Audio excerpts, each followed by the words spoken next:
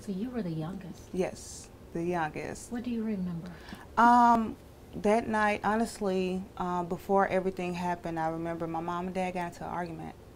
And, of course, being a kid, I didn't really understand, you know, what they were arguing over. I just knew we were about to leave and get some milk and cereal. And that's where we were headed, to the stores to get some milk and cereal. And that's what my only thing in mind is getting some milk and cereal. And, you know, we proceeded with the night as normal, you know, and we got into the car, and I remember, I want to say both the doors were open, or at least my mom's door was open, and I can't remember, you know, it just seemed like it took a little longer for us to just leave.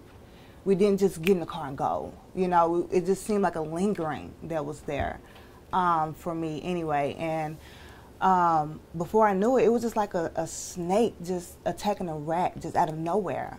I blinked, and it's a person standing here with a gun pointing to my mother, like, what's happening? I don't even understand. So I'm just like, all I'm saying is just don't shoot. And I just hear my mother, please don't shoot, just don't shoot. I don't have any money, just don't shoot me. And we're just like begging, and he points the gun around, you know, at us, and we're just like, don't shoot. And next thing you know, it was just, I just heard the shot was so loud that it was ringing in my ears. And honestly, I had to look to see what to do next because I couldn't hear anything. I'm seeing everything, but all I have is ringing in my ears. So I see my sisters. Well, I see Shira getting out the car, and she gets out the car, and I'm just thinking, follow her. Just go wherever she's going. So we run into the house. We tell my dad. He goes outside, and I just remember being in the house, and Marshall wasn't with us. It was just me and Shira, and I think Shira had to call the police. And I remember them coming to, my dad was coming to the door, and I think we had locked it or something, and he was beating on the door. My sister was like answering, and I was just stuck. And I was like, I don't know what's behind the door. I don't want to answer that. You know, I don't know what's back there. And, you know, my dad comes in, and, you know, he's tending to Marshall and everything, and I just remember, hearing him yelling and screaming 911, and just going back, it was totally different. It's like when I went outside, you seen ambulance and the police cars, and I came back to an unfamiliar sight. This is not the vehicle I just left. So I, you know, go to the house. I mean, we leave out the house, and I remember my dad just grabbing me, and he was holding me and just trying to keep me calm. And I remember the police was trying to ask us questions, and I'm like, I don't understand what's happening. You know, I'm 6. That's the thing, you know, a lot of people, I think, kind of miss, is like, especially looking at my niece, my nephews, raising my son myself. I'm like, 6 is a young age. That's very, very young to go through that. So having gone through that at 6, Mm-hmm. how did that affect the rest of your life?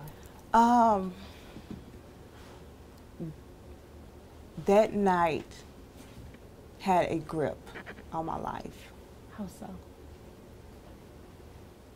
I became a shell of who I was. I became defeated. I went through self-esteem issues. I was suicidal. I didn't like life. I didn't enjoy life. 7, 8, I didn't enjoy life. I wasn't happy. My mother was the mother every kid could ask for. And she was the source of happiness. So once that got taken, that was my world. That was my everything. That was a battle, an internal battle I even still deal with to this day. Like I said, no matter what I do, no matter where I go in life, that void, it will forever be with me. She never met her grandson. She never would meet them. She always wanted a boy.